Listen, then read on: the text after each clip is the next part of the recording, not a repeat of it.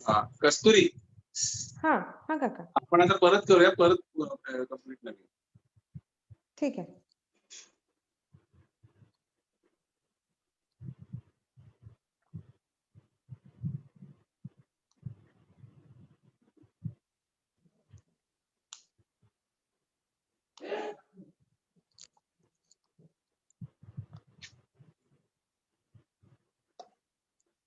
नमस्कार मंडळी, सर्वप्रथम सर्वांचे माफी मागतो की थोड्याशा टेक्निकल प्रॉब्लेममुळे उशीर झाला थोडासा, आणि कस्तुरीकडे सुद्धा थोडासा एक इमर्जन्सी होती, पण पुन्हा मी नव्याने सुरू करतोय. तर सगळ्यात प्रथम सर्वांचे आभार. जवळजवळ हा गेल्या 10 महिन्यामध्ये, मार्च महिन्यामध्ये लॉकडाऊन सुरू झालं तेव्हापासून आतापर्यंत जे काही लोकांशी कनेक्टेड राहण्यासाठी जे काही प्रयत्न केले, त्याच्यामध्ये फेसबुक लाईव्हचा खूप जास्त मोठा हात होता. आणि आतापर्यंत 49 वेळा मी फेसबुक लाईव्हच्या माध्यमातून लोकांपर्यंत पोहोचलो. त्याच्यामध्ये मी अनेक लोकांच्या मुलाखती घेतल्या, माझ्या मुलाखती घेतल्या, वेगवेगळ्या पर्यटन विषयावर किंवा फोटोग्राफी या विषयावरती वेगवेगळे आपण सेशन्स केले. आणि आजचा हा 50वा गोल्डन ज्युबली कार्यक्रम करतोय मी. आणि आजचे आपले विशेष पाहुणे जे आहे, पाहुणी जी आहे ती म्हणजे कस्तुरी सुळे, IFS म्हणजे इंडियन फॉरेस्ट सर्व्हिस मध्ये आता कार्यरत झालेली, ट्रेनिंग सध्या घेते. आणि तरुण तडफदार आपली ही तरुणी, आज तिच्याबरोबर आपण गप्पा मारणार आहोत आणि समजून घेणार तिचा प्रवास, सगळा प्रेरणादायी प्रवास आहे हा सगळा, आणि तो प्रवास आपण सर्वात समजून घेणार आहोत. तर आपण सुरुवात करूया. Kasturi, welcome to this show. Thank you काका, थँक्यू सो मच. कस्तुरीची माझी ओळख मला वाटतं एक 7-8 वर्षापूर्वी पहिल्यांदा आमच्या इशाटूरच्या लडाखच्या टूरवर आली होती, तेव्हा पहिल्यांदा झाली होती. आणि तेव्हा खरंच वाटलं नव्हतं की कस्तुरी आणखीन काही वर्षानंतर इंडियन फॉरेस्ट सर्व्हिस मध्ये असणार आहे आणि मोठ्या पदावर कार्यरत असणार आहे. पण रिअली तुझा खरंच अभिमान वाटतो की फार, कारण हा मेल डॉमिनेटेड हे क्षेत्र आहे, त्याच्यामध्ये तू काम करतेस. आणि सर्वत्र जी काही सगळी मंडळी, सगळी पुरुष मंडळी असतात, आणि त्यामध्ये तू त्यांची बॉस म्हणून काम करतेस आणि आता करणार आहेस पुढे. तर मला पहिल्यांदा तुझ्याकडून ऐकायला आवडेल की हे असं क्षेत्र निवडण्याचं कारण काय, आणि तुला असं का वाटलं, आणि कधीपासून तुला ही इच्छा जागृत झाली होती की आपल्याला या क्षेत्रात आपल्याला काम करायचंय. आता याच्या पुढचं सगळं बोलणं जे काय ते सांभाळ. काका, मला जसं तुम्ही म्हणालात की आपण लडाखच्या टूरला भेटलो होतो, त्यावेळेलाच आपण बर्डिंग आणि आता कुठे परत बर्डिंगला जायचं, आता कुठे ट्रेकिंगला जायचं, ह्याच विषयावर आपल्या गप्पा चालू होत्या. तर लहानपणापासूनच मला फोटोग्राफी, बर्डिंग, ट्रेकिंग ह्या सगळ्याची खूप आवड आहे. त्यामुळे फॉरेस्ट हे माझं पॅशन तर लहानपणापासूनच होतं. आणि पब्लिक सर्व्हिस मध्ये किंवा IFS अशा क्षेत्रात यायचं, हे पण ऑलमोस्ट 3rd स्टँडर्ड पासूनच माझं स्वप्न होतं. त्यामुळे एक माझी जी पॅशन आणि एक ऍस्पिरेशन, ह्याचा असा एक चांगला ब्लेंड म्हणून Indian forest service has suited me very well in that sense. छान. आणि तुझ्या समोरचे भारताचा एम्ब्लम आणि भारताचा झेंडा आणि तुमच्या फॉरेस्ट सर्व्हिसचा जो काय एम्ब्लम आहे तुमच्या, आणि तुझ्या टेबलवर बसले त्याच्यावर तू शोभून दिसते, त्याच्या मागे खूप सुंदर दिसते. आणि खूप खरंच अभिमान वाटतो, बघून सुद्धा फार छान वाटतंय. तर पुढचा प्रश्न, इंडियन फॉरेस्ट सर्व्हिस म्हणजे नक्की काय, आणि याची प्रोसेस कशी होती, आणि तू कशा प्रकारे हा सगळा प्रवास तुझा झाला तुझं ग्रॅज्युएशन नंतर? बेसिकली काका, इंडियन फॉरेस्ट सर्व्हिस ही IPS किंवा IAS सारखी ही 3rd ऑल इंडिया सर्व्हिस आहे आपल्याकडे. भारतात फक्त 3च ऑल इंडिया सर्व्हिसेस आहेत आणि ही त्याच्यातली 3री सर्व्हिस आहे. बऱ्याच लोकांना IFS म्हटलं की इंडियन फॉरेन सर्व्हिस वाटते, पण actually IFS is Indian forest service. आणि जस्ट लाईक IAS, IPS ह्याचं पण केडर सिस्टीमनी काम असतं. म्हणजे केडर ॲज ॲन एक स्टेट किंवा राज्य आपल्याला अलोकेट होतं आणि आपलं संपूर्ण करिअर आपण त्या पर्टिक्युलर राज्यामध्ये काम करून घालवायचं असतं. सो तशी ही इंडियन फॉरेस्ट सर्व्हिस आहे आणि mostly it starts with the post of divisional forest officer. आता बऱ्याचदा आपल्याला वाटतं की फॉरेस्ट ऑफिसर म्हणजे फक्त भारतातली वाघांची संख्या वाढते म्हणून फॉरेस्ट ऑफिसर आहे बाबा, असा एक लोकांचा समज असतो, पण म्हणजे तसं नाहीये. त्यातून तर माहितीच नाही ना आम्हाला, आमच्या सर्वसामान्य माणसांना माहितीच नाही हे काय आहे नक्की. सो फॉरेस्ट्रीमध्ये खूप टेक्निकल आणि व्हरायटी ऑफ विषय असतात जे आम्हाला हँडल करायला लागतात. सो आता मी टेरिटोरियल डिव्हिजनमध्ये काम करते आहे. तर त्याच्यामध्ये म्हणजे डायरेक्ट पब्लिकशी जे काही इंटरफेस असतो तो आम्हाला डायरेक्ट इथे सांभाळायला लागतो. जसं ह्युमन वाईल्ड लाईफ कॉन्फ्लिक्ट आहे. आता जसं तुम्ही म्हणालात की एक इमर्जन्सी आली होती. सो बेसिकली एक फोन आला होता की एका घरात अजगर निघालाय.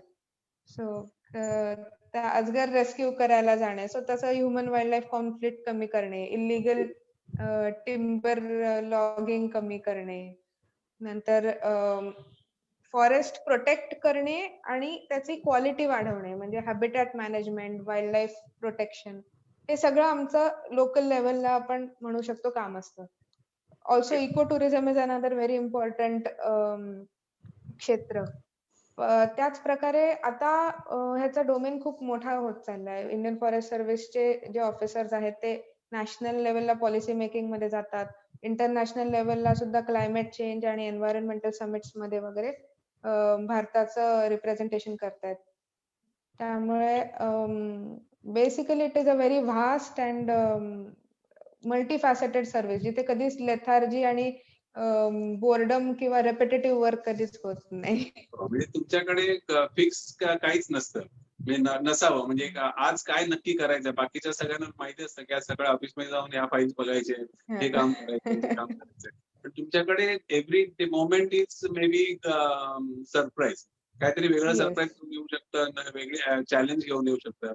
तर तुमचा हा जो काय जेव्हा तू सिलेक्ट झालीस, त्या सिलेक्ट झाल्यानंतरचा तो तुमचा ट्रेनिंगचा जो पार्ट होता, तो तुमच्याशी गप्पा मारल्या तेव्हा कळलं खूप ट्रेनिंग तुमचं खूप इंटरेस्टिंग होतं. खूपच वेगळ्या वेगळ्या प्रकार तुला अनुभवायला मिळाले. तुमचं इव्हन तुमचं ट्रेनिंग सेंटर जे आहे डेहराडूनचं ते पण फार सुंदर आहे असं तू सांगितलंस. तर त्या सगळ्या बद्दल जरा आम्हाला माहिती दे. तर आमचा काका ट्रेनिंग म्हणजे इंडियन फॉरेस्ट सर्व्हिस बद्दल मी एक सांगायचं राहिलं तर ह्याची एलिजिबिलिटी क्रायटेरिया हा असतो की ग्रॅज्युएशन असतं. सो आमच्याकडे फॉरेस्ट्री बॅकग्राऊंडचेच नाही तर इंजिनिअरिंग वगैरे व्हेरियस सायन्स बॅकग्राऊंडची लोक येतात इन IFS. सो आम्हाला सगळ्यांना एक टेक्निकल आस्पेक्ट मध्ये ट्रेनिंग देणं खूप गरजेचं असतं. तर मग आमचं सगळ्यात मोठा अनुभव किंवा सर्वात आठवणीतला अनुभव असेल तर आमच्या कॅम्पस मध्ये 16 महिने ट्रेनिंग घेणं itself is a big thing किंवा व्हेरी मेमोरेबल थिंग, कारण आमचा कॅम्पस खूपच सुंदर आहे. आणि मी एक तुम्हाला PPT शेअर केली काका. त्याच्यामध्ये मी कॅम्पसचे फोटो टाकलेत म्हणजे आपलं जे बघतायत त्यांना एक आयडिया येईल की what I really mean to say.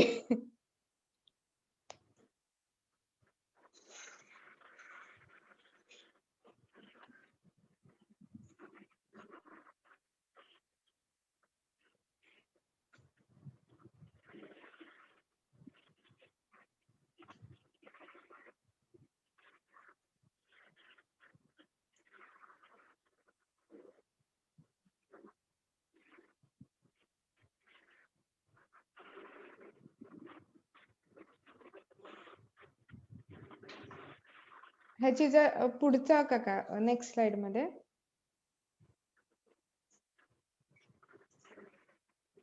Okay. So this is the Forest Research Institute आणि ह्याच्या कॅम्पस मध्ये आमचं Indira Gandhi national forest academy आहे. सो आमचं ट्रेनिंग इथे होतं. हे डेहराडून आहे आणि मागे आपल्याला मस्त मसुरीचे डोंगर वगैरे दिसतात. सो ती लोकेशनच खूप सुंदर आहे आणि शूटिंगचा सेटअप वाटतोय. येस. आय थिंक खूप साऱ्या फिल्मचे shooting student of the year वगैरे मध्ये तुम्ही हा आमचा कॅम्पस बघितला असेल का? And apart from the location आमचं ट्रेनिंग मध्ये खूप इंटरेस्टिंग गोष्टी असतात. In fact it is one of the best training courses all offered in India. So आम्हाला पूर्ण पॅन इंडिया आणि ओव्हरसीज टूर्स असतात. So west India tour, east India tour असं आम्ही almost all parts of India आम्ही touring मध्ये बघतो. मग वेगवेगळ्या ज्या बेस्ट प्रॅक्टिसेस तिथे फॉरेस्ट्री मधल्या सुरू आहेत त्या सगळ्या आम्हाला तिथे दाखवल्या जातात किंवा वाईल्ड लाईफ मधल्या वगैरे एक्सेट्रा. आणि आउटडोर फील्ड एक्सरसाइजेस खूप होतात. त्याच्यामध्ये मला आवडलेला किंवा माझ्या आठवणीतला एक खूप स्पेशल ट्रेनिंग अनुभव म्हणजे वेपन ट्रेनिंग म्हणता येईल. कारण आपल्या सगळ्यांनाच एक वेपन बद्दल एक भीती असते पण एक आकर्षण पण असतं की बाबा मला वापरायचंय कधीतरी. सो एक आठवडा इंडियन मिलिटरी अकॅडमी मध्ये जाऊन जे वेपन ट्रेनिंग घेतलं आम्ही त्याच्यातनं ते मला खूप मजा आली.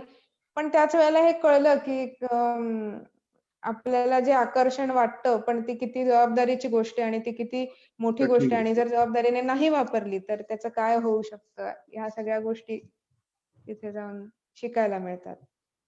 कसं वाटलं होतं पहिल्यांदा पहिली गोळी जरी ट्रेनिंग मध्ये झाडलेली असेल तरी पहिली गोळी ऍक्च्युअल गोळी आपण फिल्म मध्ये बघतो ते काहीतरी वेगळं असतं पण ऍक्च्युअली स्वतःच्या हाताने ज्या गोळी झाडल्या कसं वाटलं? मी तर दचकले कारण त्या आवाजानेच दचकायला झालं मला. आणि आजूबाजूला पण आम्ही 10 जण लाईनीत बसून सगळे फायर करत होतो तर सगळे भॅम भॅम भॅम भॅम आवाज जे येत होते त्याने अगदी असं झालं की बास आता ह्या पुढे जगात कुठेच गोळी चालायला नाही पाहिजे कधी. खरंच ते तर खूप मोठी गोष्ट बोललीस तू. खरंच त्याची गरज पडली नाही पाहिजे. पडली नाही पाहिजे. अगदी जंगलात सुद्धा कोचिंग साठी वापरली तरी सुद्धा त्याची गरज पडली नाही पाहिजे. हे मला वाटतं तू आता लेखापाली फॉरेस्ट रेंज तिथे तू आता सध्या ट्रेनिंग घेतेस तेच आहे ना? येस.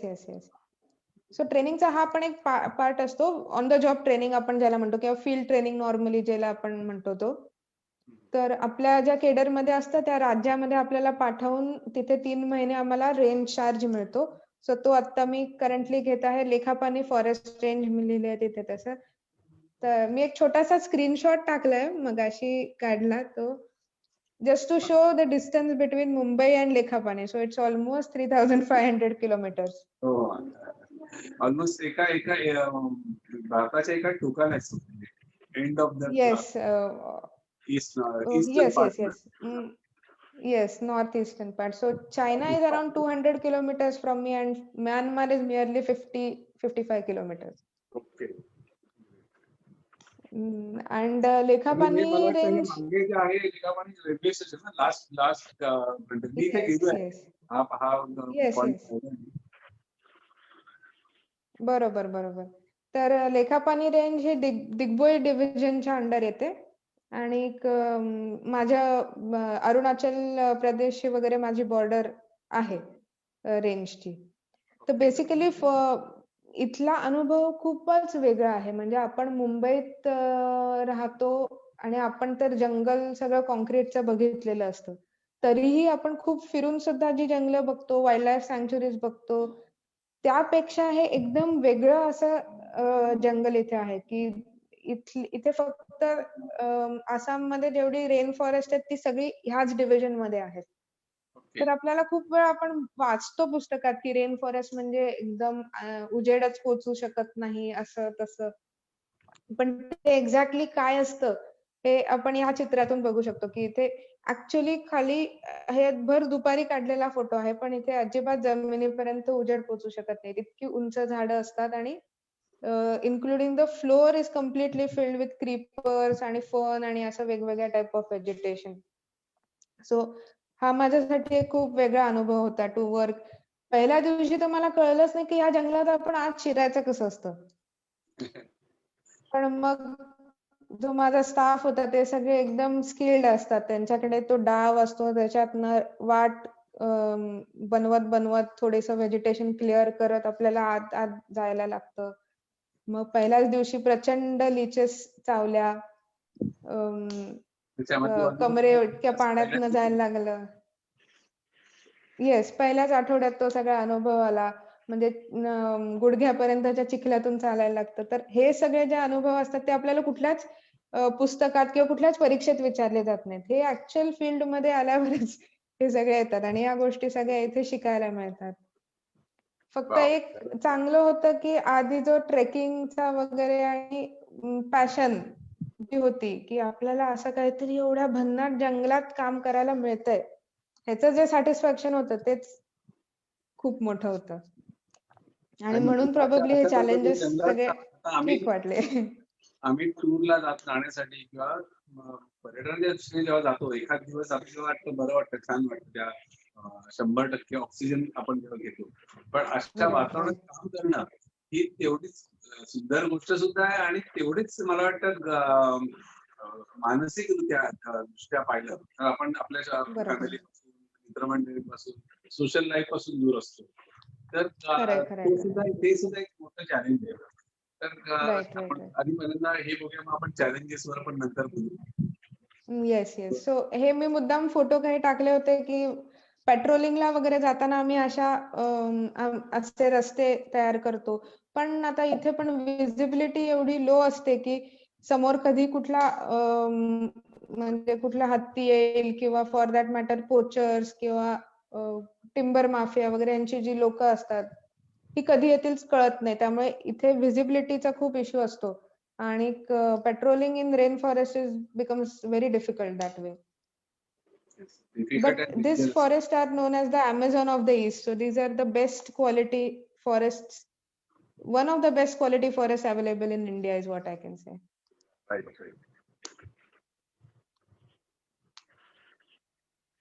आणि अशी काही काही छोटी छोटी छान छान मोटिवेशन असतात आपल्याला काम करायला, की खूप वेळा वाटतं की काय हे आपण रात्री 10 वाजता फोन येतोय, इथून इथे लाकडाची गाडी चालली आहे, तिथे अजगर निघतोय, काय कशासाठी आपण हे सगळं करतोय असं वाटतं. पण मग हा एक छोटूसा बेंगॉल स्लो लॉरिस म्हणून एक आमच्या इथे प्राणी सापडतो आणि हा खूप एंडेंजर्ड झालाय, पण इतका गोड असतो तो. आणि एक दिवस असाच फोन आला सकाळी 4:30 वाजता, की एक माकडासारखं काहीतरी रेल्वे स्टेशनवर आलंय, बघा जरा काय. म्हणून आम्हाला आधी वाटलं काय माकडाचं पिल्लू वगैरे तिथे इंज्युअर झालंय का काय, म्हणून आम्ही गेलो तर बेंगॉल लॉरिस होता. म्हणजे लांबून लांबून लोक येतात हा बघायला आणि रात्र रात्र टॉर्च घेऊन जंगलात फिरत बसतात, की हा लॉरिस दिसतोय का बाबा बघायला. आणि हा डायरेक्ट आपल्याला समोर रेल्वे स्टेशनवर दिसला म्हणजे. तर त्यामुळे तो अनुभव खूपच छान होता आणि थँकफुली आम्ही तिथे वेळेत पोहोचलो. नाहीतर मेनी ऑफ द टाइम्स हे लॉरिस खूप लोक हंट करून त्याचं मीट वगैरे खातात आणि वाईल्ड लाईफ ट्रेड मध्ये हा खूप इलिगल जो ट्रेड आहे त्याच्यामध्ये हा खूप ट्रेड केला जातो. So we were lucky enough to reach there on time आणि त्याला मग रेस्क्यू केला. आणि त्याला जेव्हा जंगलात सोडला त्यावेळेला तो ऑलमोस्ट 15-20 मिनिटं असाच बसून आमच्याकडे बघत होता. म्हणजे मग मी विचार केला, की अरे बापरे, एवढा लांबून लोक ह्याला बघायला येतात, कोणाला विश्वास बसेल हा 15 मिनिटं आमच्याचकडे बघत बसला होता. तर असे काही काही वेगवेगळे अनुभव येतात फनी, पण मजा येते. आणि पेट्रोलिंग करताना मग हे असे काय काय फारच मॅजिकल गोष्टी दिसू लागतात. काय काय वनस्पती, हे ऑक्झिस्पोरा पॅनिक्युलटा आहे इथे लेफ्टला, मध्ये विझार्ड बटरफ्लाय आहे आणि हे हुलॉक गिबॉन नावाचं एक फारच इंटरेस्टिंग क्रीचर आमच्या दिग्बॉय डिव्हिजन मध्ये सापडतं. वेगळंच जात आहे ना ही. खूप हा it is the only ape found in India. म्हणजे बाकीची जी सगळी लंगूर्स, मकाक्स वगैरे आहेत, हे this is the only ape that is found ape family मध्ये. आणखीन एक खूप काय म्हणू आपण प्रिव्हिलेज असतो इथे जंगलात काम करताना. म्हणजे आपल्याला जे ट्राईब्स असतात किंवा जे पहिल्यापासून राहणारे जे आदिवासी लोक आहेत त्या लोकांशी आपल्याला खूप जवळून संपर्क साधता येतो. इतर वेळेला आपण जेव्हा फिरायला म्हणून काही दिवस जातो त्यावेळेला आपल्याला त्यांच्याशी जवळून संबंध नाही. पण आता हे एक टिपिकल मिशिंग ट्राईबचं घर आहे. हो. तर एक अशा हाईटवर बांबूच्या पोल्सवरती एका हाईटवर ते बांधलेलं संपूर्ण बांबूच्या मॅट्सनी कव्हर केलेलं असतं. आणि एक म्हणजे आपल्या स्टाफमध्येच मग वेगवेगळ्या ट्राईब्सची लोकं असतात. मग त्यांच्या फॅमिली फंक्शन्सना, त्यांच्या सेलिब्रेशन्सना जायला मिळतं. सो त्यांचं जे काही कल्चर आहे आणि आपण बघतो की आपण लक्झरीमध्ये तर नक्की राहतो मुंबईमध्ये, पण आपल्या लाईफस्टाईलमध्ये इतक्या आर्टिफिशियल गोष्टी आणि आपण इंटरनलाइज केलेल्या असतात. आणि हे लोकं एवढ्या छोट्या-छोट्या गोष्टीतनं जी जुगाड टेक्नॉलॉजी आपण म्हणतो, बांबू जे बरोबर. अवेलेबल आहे त्याच्यातनं मार्ग काढून आनंदी राहायचं हे या लोकांना खूप छान जमतं आणि ते बघून आपल्याला नेहमी वाटतं, की अरे आपण एवढं अर्बनायझेशनकडे बघतो लाईफस्टाईल आपलं अपग्रेडेशन, पण खरे आनंदी तर ही लोकं आहेत. म्हणजे रस्त्यावर आपल्याला भिकारी दिसत नाहीत. सगळे लोकं खुश असतात. जो जे आहे, जे मिळतंय त्याच्यात समाधानी असतात. हो, त्यामुळे आपण आपण खूपच सगळं छान भौतिक वाटतं. सुखाच्या मागे शहरातली लोकं राहतात आणि कारण आम्ही ईशाटूरच्या आसाम, मेघालय, अरुणाचल जी टूर असते, त्याच्यामध्ये येस. आपण व्हिजिट करतो माजुली आयलंड. त्या माजुली येस. आयलंडमध्ये फिशिंग ची एक मोठी एक कॉलनी आहे. तिथे अशी घरं बघायला मिळतात आणि खूप सुंदर सगळ्या बाजूने एक येस. हवेशीर आणि छान सेटअप आणि एवढा खरं तर एवढं साधं सिंपल घर आहे, पण एवढं सुंदर स्वच्छ सेटअप आहे हा सगळा, की खूप सुंदर वाटतं. म्हणजे आपल्याकडे सुद्धा कधी-कधी आपल्या छान फोटे सुद्धा मळलेले असतात. पण हे घर बघा किती सुंदर दिसेल. हे काही तुम्ही फोटो काढणार म्हणून केलेलं नाही निश्चित, कारण मी स्वतः अनुभव घेतलेला आहे. आणि तिकडच्या बिहू डान्सची एक वेगळी मजा असते. ते तू तर केला हो, असशीलच हो, हो. नक्की. आता रिसेंटलीच येस, येस, येस. 14 तारखेलाच आमच्याकडे इथे बिहू होता. तर इतकं मस्त जय्यत सगळं नाच, गाणं, खाणं-पिणं भरपूर आणि ते स्वतःचे आता ह्याच्यात ती हँडमेड हॅट आहे. हो. तशा इथे इथल्या बायका स्वतःचे स्वतः कपडे घरच्या घरी शिवून नेसतात. मेखला साडी म्हणून एक त्यांचा प्रकार असतो वेगळा. असं म्हणजे they are basically self sufficient आणि सेल्फ सस्टेनिंग लोकं आहेत ती. हो. हा हा लॉकडाऊनमध्ये फोटो आपल्याला बघून जेवढा हा फोटो प्रॉब्लेम झाला बघून तेवढा त्यांना नक्कीच झाला नाही. हो, हा फोटो हे सगळे फोटो पाहिल्यानंतर ह्या सगळ्या ज्या कोणी मुली हे लाईव्ह बघत असतील किंवा नंतर बघतील, त्यांना नक्की अभिमान वाटेल, कारण या सगळ्या ह्याच्यामध्ये सगळे फक्त एकच फिमेल दिसते आणि ती तू आहेस आणि या सगळ्यांना तू हँडल करतेस. ते really hats off to you. आणि खूप खरंच अभिमान वाटतो, की असं काहीतरी काहीतरी करावं, तर असं काहीतरी वेगळं करावं आणि आई वडिलांचं स्वतःचं पण नाव मोठं करावं. Really great. आता ह्याच्याबद्दल थोडं सांग, की ह्या मेल डॉमिनेट त्याच्यामध्ये तुला कशी हे मिळते, ट्रीटमेंट मिळते आणि कसं तुला कोऑपरेट करतात?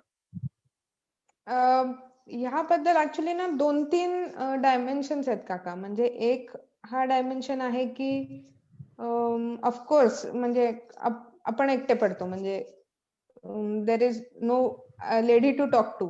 काही गोष्टी असतात ज्या आपल्याला कम्फर्टेबल वाटतात, की ह्या गोष्टी आपण आहे ना? किंवा अं, हे लोकं एकदम पटकन जेल होऊन जातात एकमेकांशी आणि गप्पा मारायला लागतात. त्यांचे विषय थोडे वेगळे पडतात. तसं आमचं थोडं वेगळं पडतं. So that is one thing that आपण थोडंसं आयसोलेट होतो. But the other part is की आसाममध्ये बेसिकली ट्रायबल कल्चरमध्ये स्त्रियांना खूप रिस्पेक्ट आहे आणि ओके. खूप ठिकाणी डिसिजन मेकिंगमध्ये स्त्रियांचा खूप मोठा कॉन्ट्रिब्युशन असतं. म्हणजे आपल्याकडे जेवढी पॅट्रिआर्की आहे, तर त्याचा इम्पॅक्ट आहे तेवढा इथे नाहीये. इथल्या बायका खूप म्हणजे वर्कफोर्समध्ये पण त्यांचं पार्टिसिपेशन खूप जास्त प्रमाणात आहे. पण तरीही त्यांना सुद्धा ऑफिसर लेव्हलला बायका बघायची आणि त्यात फॉरेस्ट डिपार्टमेंटमध्ये बघायची सवय नसते. तर एक छोटासा अनुभव म्हणजे मला एक आठवण आहे. मी इथे जॉइन झाल्यावर 15 दिवसांनी अशा 4-5 बायका अशा बाहेर घोटाळत होत्या. 10-15 मिनिटं झाल्या त्या बाहेरच ऑफिसच्या थांबल्या होत्या. मग मी विचारलं, की "या काय त्यांना काही हवंय का? त्यांना काही कंप्लेंट आहे का बाबा?" मग त्या आत आल्या अशा लाजत बुजत आत आल्या आणि मग म्हणाल्या, "मॅडम आम्ही तुमचा एक फोटो काढू का?" म्हटलं हो काढा की, त्यात काय, का पण काय झालं वगैरे विचारलं, तर म्हणे नाही इथे कधीच आम्ही कुठली लेडी ऑफिसर बसलेली बघितली नाही. आम्ही फक्त ऐकलं की इथे एक नवीन मॅडम आल्यात म्हणून आम्ही म्हणजे त्या बाजूच्या गावातनं रिक्षा पकडून वगैरे आल्या होत्या फक्त बघायला की इकडे एक बाई ऑफिसर बसली का खरंच. खूप छान, खूपच छान. तू मगाशी आणि आपण नुसतं मग फोटो काढून परत गेला. अच्छा, काल परवा तू मला म्हणाली होतीस, आपण बोलता बोलता आपण गप्पा मारताना म्हटलं होतं की तुमच्या या क्षेत्रामध्ये फक्त मला वाटतं 10% फक्त लेडीज आहेत या क्षेत्रात. येस येस त्यामध्ये येस येस. त्याच्याबद्दल मला जरा थोडंसं आम्हाला हे बोलता बोलता तर जसं आपण म्हणजे आपल्याला बाहेरून नॅचरली असं वाटतं आणि ती खरीच गोष्ट आहे की इथे तसं फिजिकल हार्डशिप्स खूप आहेत. त्यामुळे जनरली थोडंसं घरातून किंवा फॅमिलीज मधून किंवा स्वतः मुलींना पण थोडंसं एक भीती असते की आपल्याला एवढं फिजिकली चॅलेंजिंग गोष्टी जमतील की नाही. पण इट इज ऑल पॉसिबल, कारण इथे once you enter into the service तुमचं ट्रेनिंग अशा प्रकारे होतं की इट डझंट मॅटर की तुम्ही म्हणजे स्त्री आहात की पुरुष. येस. सो तुमचं ते एक काहीच तुम्हाला तिथे डिफरन्शियल उरत नाही. आणि आता ह्या फोटोमध्ये मी म्हणजे पहिला जो लेफ्ट हँड साइडचा फोटो आहे, नाही आधीचाच, तर लेफ्ट हँड साइडचा जो फोटो आहे त्याच्यामध्ये टॉपला मी हेल्मेट वगैरे घातलं, तर ते आम्ही कोल माइनच्या इन्स्पेक्शनला गेलो होतो. नंतर खालचा जो फोटो आहे तो ट्री एन्युमरेशन होतं. मध्ये एक फोटो आहे तो कमांडोज बरोबर चा आहे. सो इथे जॉईंट पेट्रोलिंग करताना बऱ्याचदा आम्हाला आर्मी आणि कमांडोजची हेल्प घ्यायला लागते. सो असे वेगवेगळे अनुभव येतात. आणि when you are ready to walk on field, एकदा त्यांना पहिले काही दिवस वाटतं की अरे लेडी ऑफिसर है, ये तो फील्ड पे नहीं जाएगी. पण मग एकदा पहिले 2-4 वेळा तुम्ही त्यांना चालवलं आणि त्यांच्या पुढे पुढे चाललात की त्यांना कळतं की बाबा हे पोरगी काय थांबणाऱ्यातली नाहीये. की मग तुम्हाला आपोआप तो सपोर्ट मिळू लागतो की मग सगळेच जण तुम्हाला सांगतात की मॅडम इथे असं आहे, इथे असं आहे. सो ती एक गोष्ट आहे. आणि एक प्रिव्हिलेज मी असं म्हणेन एक लेडी ऑफिसर असल्याचा हा असतो की generally people are more comfortable talking about their problems. Okay. जे मेल ऑफिसरच्या बाबतीत ते थोडंसं कोरडं वाटतं. ते generally female officers are more open and more liberal to listening to other people, असं एक साधारणतः इथे एक ऑब्झर्वेशन आहे लोकांचं. And one very important thing जे मला मेन्शन करायचं is I have been very lucky to get a very good boss here. The divisional officer who is TC Ranjit Ram, he is also an IFS. तो ते मला इतकं मस्त ट्रेन केलंय त्यांनी इथे. आणि म्हणजे कुठेही ट्रेकिंगला जाणं किंवा रात्री अपरात्री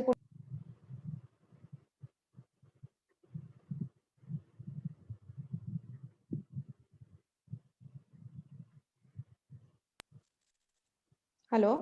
हा हा, येतोय आवाज. हा, आता येतो मध्ये. सो त्यांनी ते खूप सपोर्ट केलंय की हा तू जमेल की, तुला काय न जमायला काय, इथे जा तिथे जा. सो इट ऑल्सो डिपेंड्स की तुमची सिस्टम आणि वर्क कल्चर तुम्हाला कसं ऍक्सेप्ट करते. So in that sense I have been very lucky over here.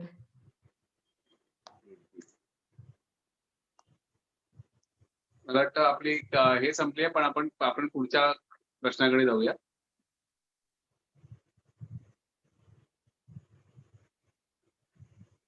तू मगाशी आपण अर्धवट राहिलं होतं आपल्या बोलणं, ट्रेनिंग मधले काही असे काही वेगळे एक्सपिरियन्सेस तू मला सांगितलेस का? पण अजून तुला काही वेगळं सांगायचे वेपन ट्रेनिंग असेल तर नक्की सांग. आमच्या ट्रेनिंग मधला बाकी म्हणजे फिजिकल ट्रेनिंगला आम्हाला खूप महत्व दिलं जातं. सो सकाळी PT असते, त्याच्यानंतर संध्याकाळी गेम्स असतात. शिवाय आम्हाला हॉर्स रायडिंग, स्विमिंग ह्या सगळ्या ज्या डेली बेसिसच्या स्किल्स आहेत, म्हणजे लाईफ सेव्हिंग स्किल्स आपण ज्याला म्हणतो, ह्याचं सगळ्याचं पण ट्रेनिंग दिलं जातं. सो हे पण एक वेगळ्या काइंड ऑफ एक्सपोजर मिळतं, which is very interesting आणि I think very unique to the Indian Forest Service. Okay. अरे एक प्रश्न आलाय, how much is total forest cover in Assam in square kilometre?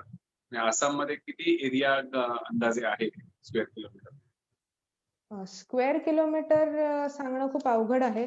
But in my division म्हणजे दिग्बोय डिव्हिजनचं I can tail you की it is about 70% of the area is under forest and it is one of the okay. most forested divisions of Assam.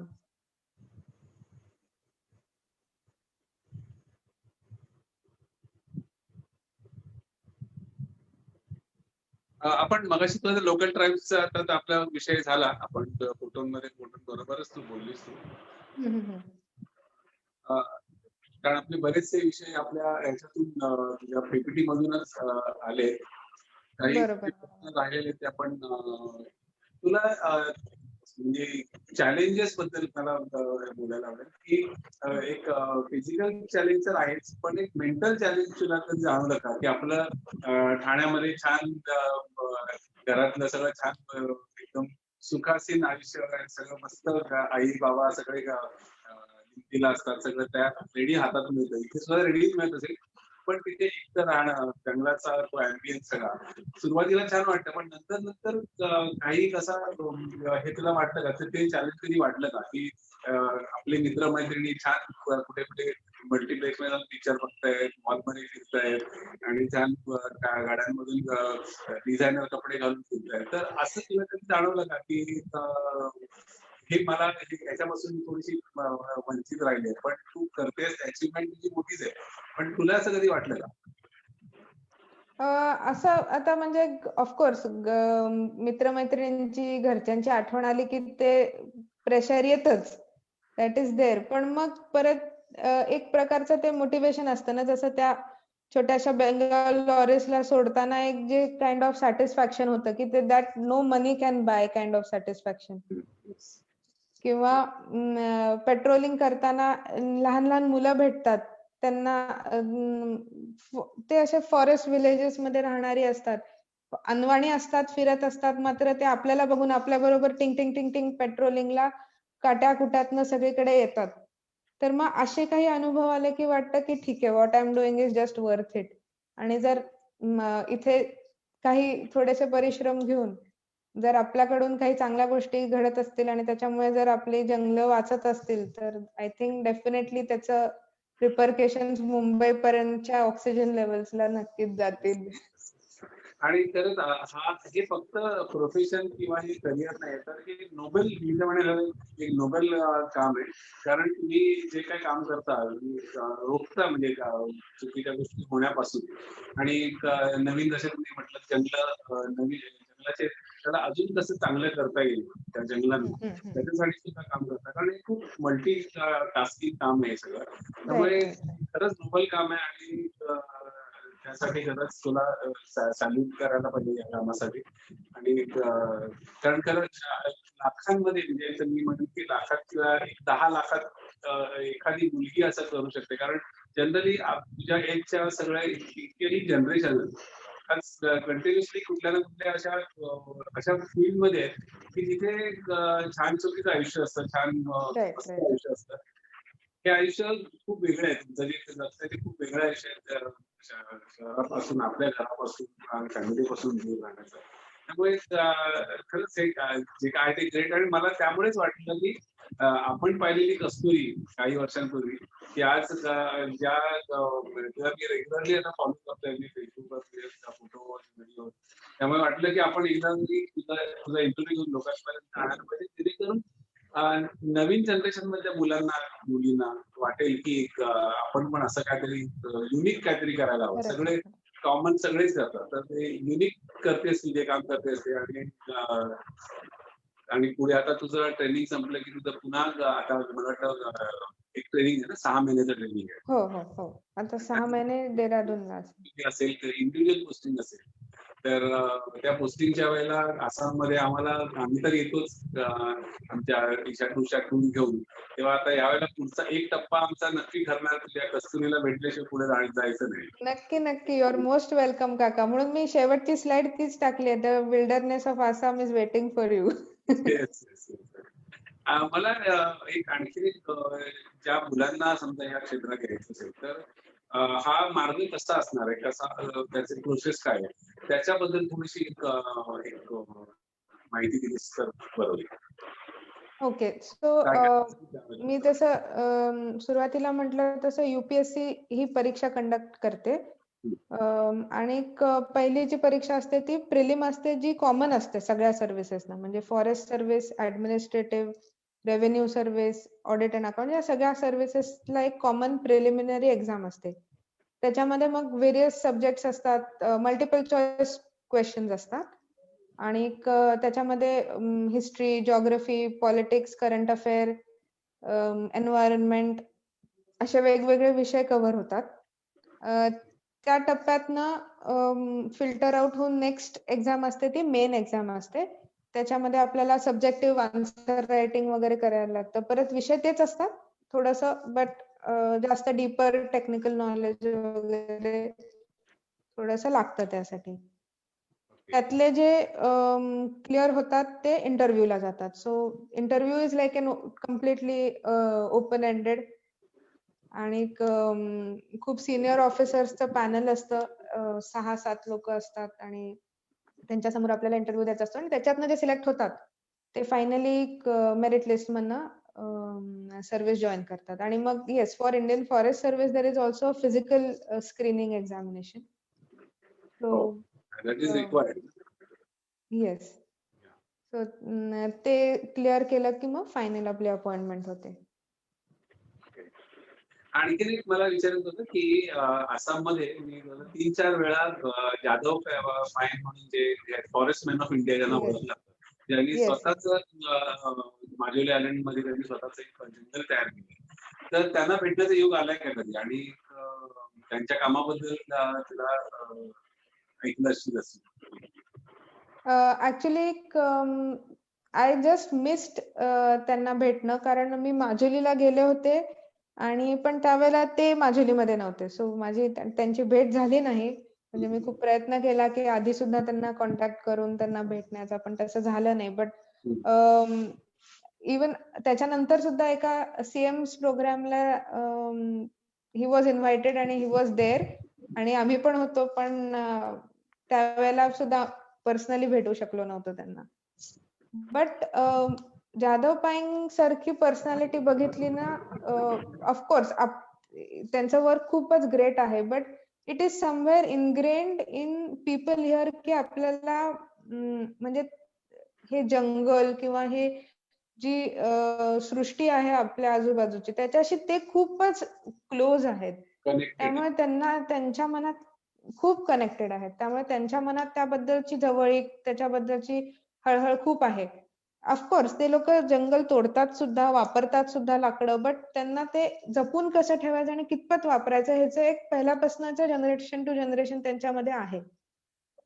So just like he created a forest, it is really a great thing. But entire community in Assam is very close to nature and respectful of nature. त्यामुळे तसं इथे काम करताना कॉन्झर्वेशनच्या बाबतीत communities are always supportive of you. म्हणजे जर तुम्ही प्लांटेशन म्हणा किंवा कुठल्या बाबतीत असं जर तुम्हाला कम्युनिटीची हेल्प हवी असेल तर they are very positive about it. कारण हे कन्झर्व करणं आपल्याला हे खरं तर हे नेचर हे आपली त्याला रेफरन्स दिला गेला पाहिजे, पण अनफॉर्च्युनेटली आपल्याकडे ते कुठेच फार कमी ठिकाणी त्याला एक रेफरन्स दिला जातो. आणि तुमच्यासारखे यंग लोक याच्यामध्ये आल्यानंतर लोकांपर्यंत हा मेसेज पोहोचवणं गरजेचं आहे की किती गरज आहे या नेचरला सांभाळण्याची आणि जपण्याची. आम्ही स्वतः 3 वेळा आतापर्यंत. ओके. त्यामुळे लक्षात येतं की ज्या माणसाला आसामी शिवाय कुठलीच भाषा येत नाही, तो माणूस आज जगभर फिरतोय. त्यांना इन्व्हाइट केलं जातं जगभर त्यांच्या कामासाठी, कारण त्यांनी एक रोल मॉडेल म्हणून एक काम केलं. आणि तसं काम थोडं जरी प्रत्येकाने केलं, प्रत्येकाने काही झाडं लावली कुठेतरी, अगदी शहरात राहणाऱ्या लोकांनी सुद्धा कुठेतरी गावात जाऊन कुठेतरी झाडं लावली तर नक्कीच चांगलं होईल. आता आम्ही डिसेंबर महिन्यामध्ये लडाखमध्ये काही झाडं लावली. हो. ओके. तिथे तर खूपच छान आहे काका. काम व्हायला पाहिजे म्हणून याच्या आधी सुद्धा लावली होती. यावर्षी आता डिसेंबर मध्ये गेलो तेव्हा आम्ही वृक्षारोपणाचा कार्यक्रम केला. तर छान वाटतं ओके. की आपण लावलं. मी स्वतः लावलेली आम्ही एक लावलेली झाडं होती. ती आज जगलेली बघतो जेव्हा असं 5-6 वर्षानंतर तेव्हा खूप छान वाटतं की आपण लावलेलं झाड हे जगलं आहे. मोठं. खरंय, खरंय, खरंय काका. सगळ्यांनीच घ्यायला हवं प्रत्येक इंडिव्हिज्युअल. तर खरंच आहे, खरंच आहे काका. तुला याच्या व्यतिरिक्त अजून काही आपण जे काही प्रश्न मी समजा विचारलेले नसेल तुला आणखीन काही सांगायचं वाटतं कारण वेळ आहे आपल्याकडे तुला अजून. ओके. तर शेवटचा प्रश्न घ्यायच्या आधी तुझ्या मनाने तुला वाटतं की हे पोचवायला पाहिजे. एक फक्त म्हणजे आता असं तुम्ही म्हटल्यावर मला सुचतंय की ह्या क्षेत्रामध्ये खरंच खूप नवीन तरुण लोकांनी येणं गरजेचं आहे. कारण कुठेतरी आता आपलं जे एक पब्लिक सर्व्हिस म्हणा, ब्युरोक्रेसी म्हणा, कुठलीही फॉरेस्ट सर्व्हिस असो किंवा इंडियन ॲडमिनिस्ट्रेटिव्ह सर्व्हिस असो, कुठल्याही सर्व्हिसेस ज्या आहेत, त्या आता आपल्या पूर्वीसारख्या ब्रिटिश मेंटॅलिटीनी चालत नाहीत. आता आपल्याला नवीन विचार करणारे, इनोव्हेटिव्ह कल्पना देणारे, टेक्नॉलॉजीशी संपर्क ठेवणारे असे नवीन-नवीन यंग लोकं हवे आहेत या सर्व्हिसमध्ये. त्यामुळे आपल्याला खरंच मला असं खूप वाटतं, की जे नवीन लोकं आहेत त्यांनी या गोष्टीकडे करियर ऑप्शन म्हणून नक्की बघावं.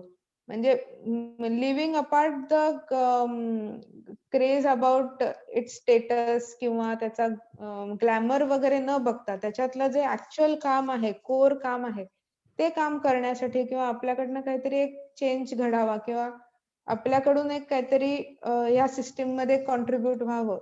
टेक्निकल स्वतःचे स्किल्स वापरता यावे असाही विचार करू शकतो. पण नवीन-नवीन ट्रेंड मुलांनी या क्षेत्राकडे यावं म्हणजे मुला-मुलींनी ऑफ कोर्स.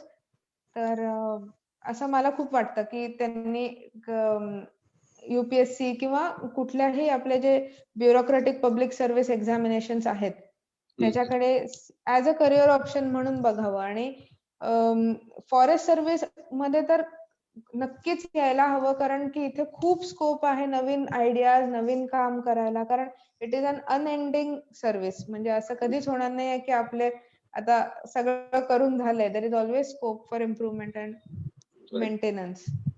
त्यामुळे एक आहेत इथे चॅलेंजेस आहेत. म्हणजे आता जसं आम्हाला पण रात्री वगैरे जाऊन गाड्या पकडाव्या लागतात. काही इल्लीगल ट्रेड होत असेल तर किंवा पॉलिटिकल प्रेशर्स असतात किंवा अशा गोष्टी खूप होतात. बट नक्कीच तरुण मुलं हू आर व्हॅल्यू लेडन ही जर आली तर मग ह्या सगळ्या गोष्टी पण थोड्या-थोड्या कमी होऊन म्हणजे खरंच खूप फरक सिस्टीमवर पडेल. फक्त बोट दाखवण्यापेक्षा चुका दाखवण्यापेक्षा ऍक्च्युअली सिस्टम मध्ये जर येऊन काम करता आलं तर इट इज ऑलवेज खरंच बेटर. आहे. आणि खरंच आहे. यंग नक्कीच आहे लोकांनी काका. याच्यात यायलाच हवं अशा अशा सगळ्या गोष्टींमध्ये. एक येस प्रश्न आणि इट आहे इज डुएबल. एक प्रश्न याच्यामध्ये की जेव्हा तू हे ठरवलंस हे करिअर म्हणून ठरवलंस तेव्हा तुझ्या आईबाबांची रिएक्शन काय होती? त्यांची प्रत्येक टप्प्याला वेगवेगळी रिएक्शन होती. तर सर्वात आधी तर जेव्हा लहानपणी ठरवलं होतं त्यावेळेला ते म्हणाले, "ठीक आहे तू कर, पण काहीतरी बॅकअप ऑप्शन ठेव." म्हणून मग इंजिनिअरिंग त्यावेळेला केलं. मग इंजिनिअरिंग नंतर जेव्हा प्रिपरेशन सुरू केलं फॉरेस्ट सर्व्हिसमध्ये झालं त्यावेळेला ते तर खुश झाले. कारण त्यांना पण म्हणजे माझ्या आईला, बाबांना आणि माझ्या सर्व फॅमिलीलाच ट्रेकिंग, बर्डिंग, वाईल्डलाईफ याच्यामध्ये प्रचंड इंटरेस्ट आहे. त्यामुळे त्यांना तर खूप आनंद झाला. आणि त्यात जेव्हा आसाम मिळालं त्यावेळेला तर ते अजून खुश झाले कारण भरपूर फॉरेस्ट असलेली जागा फॉरेस्ट सर्व्हिसमध्ये काम करायला मिळेल तर मग घरापासून लांब राहणार ह्याचं थोडंसं त्यांना वाटतं, की खूप दिवस झाले आता आपण भेटलो नाही वगैरे. पण बाकी कामाच्या बाबतीत ते घरचे सगळे खुश आहेत. वा, छान. पण आता तुला वारंवार तर तुला इथे यायला मिळणार नाही. मग साधारण किती महिन्यांनी एकदा येतेस घरी? किंवा ते येतात आई-बाबा तुझ्याकडे?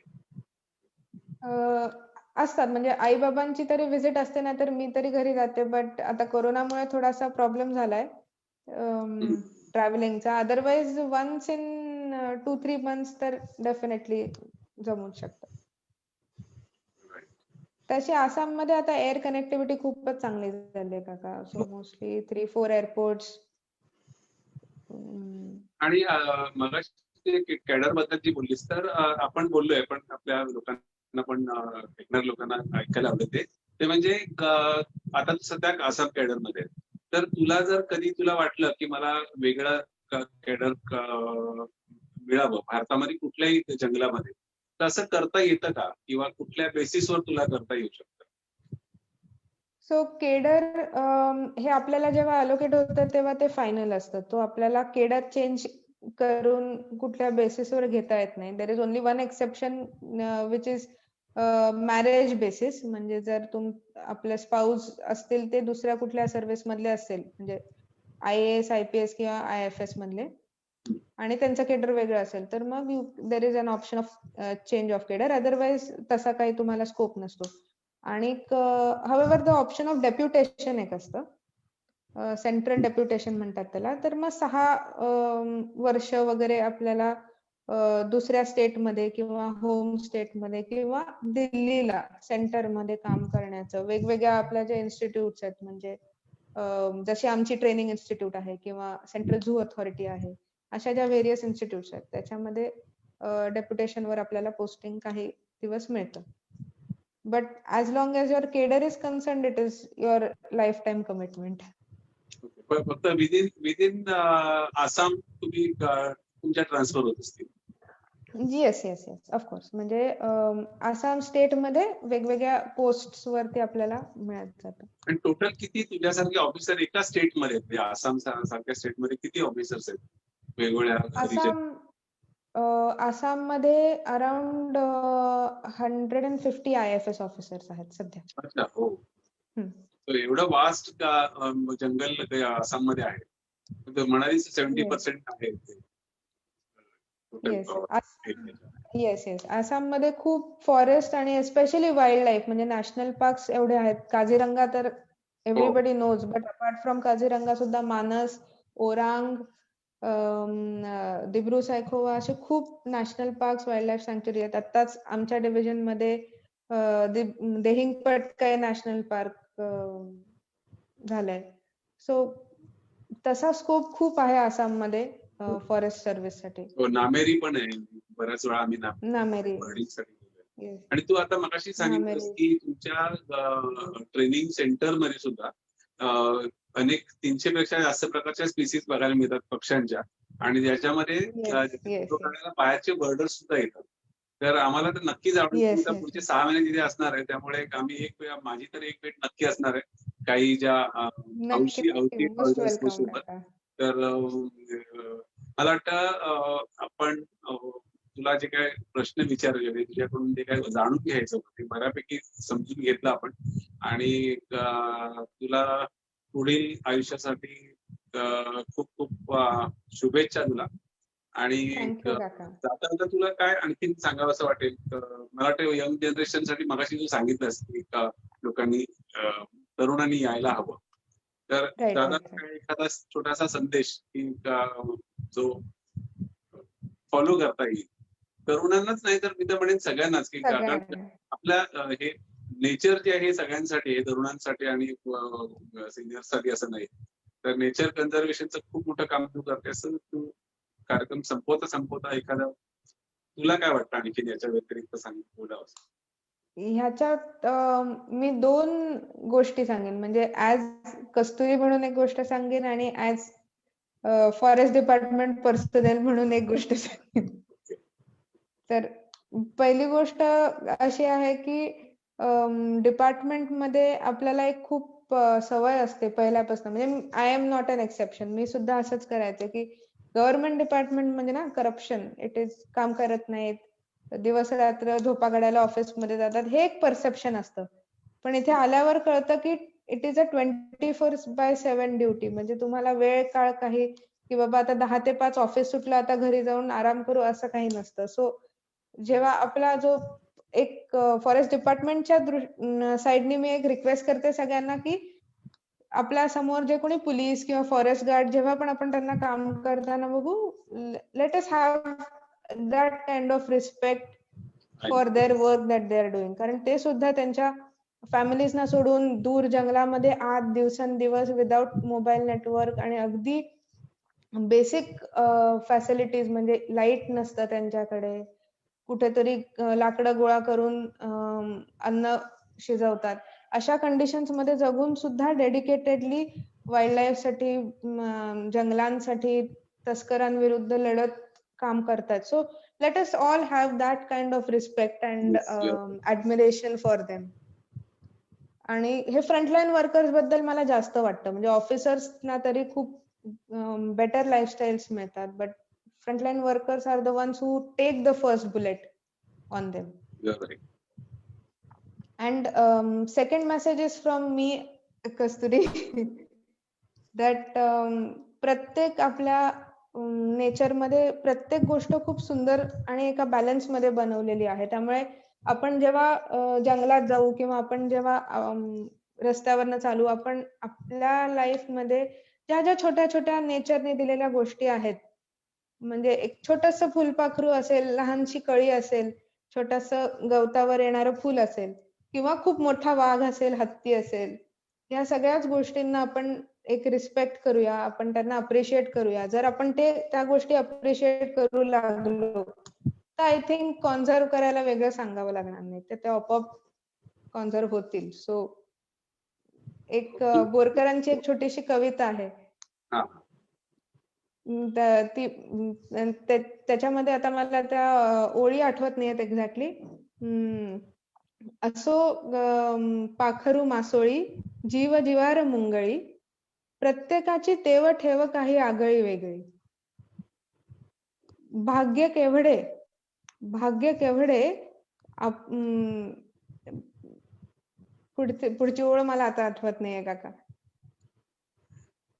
छान छान. पण आपल्या आनंद यात्री या टायटलला एकदम परफेक्ट अशी ओळ होती पुढची, ती मला आता या क्षणाला एकदम आठवत नाहीये. हे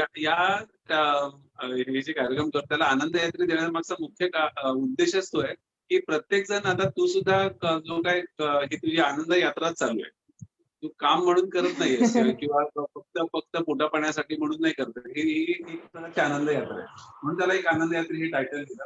तर या तुझ्या कवितेवरून आता मी आता ह्या ग्रुपवर मी टाकेन, आता फेसबुक लाईव्ह आहे त्याच्यावरच टाकेन. शरद कुलकर्णी यांनी एक कविता लिहिलेली आपल्या 2012च्या लडाखच्या टूरला आपल्या सोबत होते. तर त्यांनी तुझ्या आपल्या बरोबरच होते काका. सोबत होते. हा, तर त्यांनी कविता लिहिली आहे. तर मला पटकन मिळत असेल तर मी तुला आता सगळ्यांना वाचून टाकेल. त्यांनी कालच्या तुझ्या त्या पोस्टवर त्यांनी कविता केली होती. Okay okay okay. हा, मिळाली. वाट वेगळी हा टायटल आहे त्या कवितेचा. जाणूया यशोगाथा एका तरुणीची, म्हणजे जाणूया यशोगाथा एका तरुणीची, निसर्गा सवे खास मैत्री असे तिची. सुंदर निडर चैतन्याने भरलेली ती, कडेकपारी डोंगर नद्या करी भटकंती. सोडून रुळलेल्या वाटा नवी शोधणारी, सुकन्या निलिमा प्रशांतची ती कस्तुरी. अरे वा, क्या बात. हुशार शोधी नवीन मार्ग आपुला, साहस शौर्य आव्हाने खुनावती तिजला. इंजिनियर, फॉरेस्ट ऑफिसर, फॉरेस्ट अधिकारी आसामात, वाट वेगळी रुजली कस्तुरीच्या मनात. ठेवून आदर्श स्वतः स्वदेश प्रेमाचा, स्वीकार केलास खडतर जीवनाचा. तू गाठावी शिखरे उत्तुंग यशो मंदिराची, हीच शुभेच्छा आम्हा सकळ जनांची. शुभेच्छुक सौ निलिमा आणि शरद कुलकर्णी. खूप सुंदर कविता लिहिली आहे. आणि थँक्यू शरद काका. ही कविता मी त्या कमेंट बॉक्स मध्ये पण टाकेल, इतर लोकांनाही वाचता येईल. वाव, थँक्यू काका. तुझा चेहरा दिसत नाही, मला व्हिडिओ दिसत नाही मला. अच्छा, ओके ओके ओके, एक मिनिट.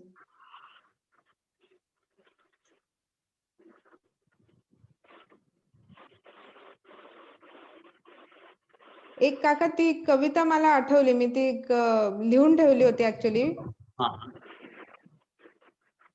ती मी म्हणून दाखवू का? हो हो. त्याच्यामध्ये एक बोरकर म्हणतात, असो पाखरू मासोळी, जीव जिवार मुंगळी, प्रत्येकाची तेव ठेव काही आगळी वेगळी. वाव. भेटे जे जे त्यात भरे अशी लावण्याची जत्रा. भेटे जे जे त्यात भरे अशी लावण्याची जत्रा. भाग्य केवढे आपुले चाले आतुनाचा यात्रा. वाव. तुझा व्हिडिओ अजूनही दिसत नाहीये. आता ओके आला. ओके. छान छान छान. म्हणजे आपली कवितांनी आपली समारोह आपण कवितांनीच केला. दोन तर शरद कुलकर्णी यांनी पण खूप सुंदर तुझ्याबद्दल खरंच मला खूप उत्स्फूर्त लिहिलेलं आहे ते. त्यांना तुझी ती इमेज खूपच छान. उत्स्फूर्त ती कविता आहे. त्यांच्या थँक्यू सो मच. 2012 नंतर आज पहिल्यांदा त्यांच्याशी पण कॉन्टॅक्ट झाला माझा. ओके ओके ओके काका. तर really it was great journey with you. एक तास आपण खूप छान जंगलातच फिरत आहोत असं वाटत होतं. आणि त्या फोटोमुळे सुद्धा तो फील आला. आणि खूप तुला शुभेच्छा पुढील लाईफसाठी. आणि आपण लवकरच भेटू. आणि तू नक्की काका. सगळ्या लोकांना एक इन्स्पायर केलं असेल बऱ्याच लोकांना असं मला नक्की खात्री वाटते. तर फायनली थँक्यू व्हेरी मच आणि गुड नाईट. जय हिंद. प्लेजर इज माइन काका. थँक्यू. ईशा टूरचे आणि तुमचे खूप खूप आभार काका. मला इथे तुम्ही हा मंच उपलब्ध करून दिला त्याबद्दल. आणि आम्ही नाहीतर असे खूप एका कोपऱ्यात कुठेतरी काम करत असतो. आम्हाला पण एक काय करतो एक्झॅक्टली हे आपल्या घरच्यांना सांगता यावं असं काहीतरी तुम्ही उपलब्ध करून दिलं त्याबद्दल खरंच थँक्यू. तुझं कामच कुठे आहे त्यामुळे ऑटोमॅटिकली अट्रॅक्ट होतात अशा लोकांकडे. आणि आता अजून या फेसबुक लाईव्ह मुळे आणखीन काही लोक या वेगवेगळ्या क्षेत्रातली आसाममध्ये सुद्धा तुला लोक अशा प्रकारच्या मुलाखती घेऊन लोकांपर्यंत तुला पोहोचवण्यापेक्षा तुझा विषय आणि तुझा संदेश पोहोचणं महत्वाचं आहे. कारण तो खूप महत्वाचा विषय आहे तुझ्या. तर तुला एकदा धन्यवाद आणि ऑल द बेस्ट तुला. थँक्यू. थँक्यू काका. थँक्यू काका.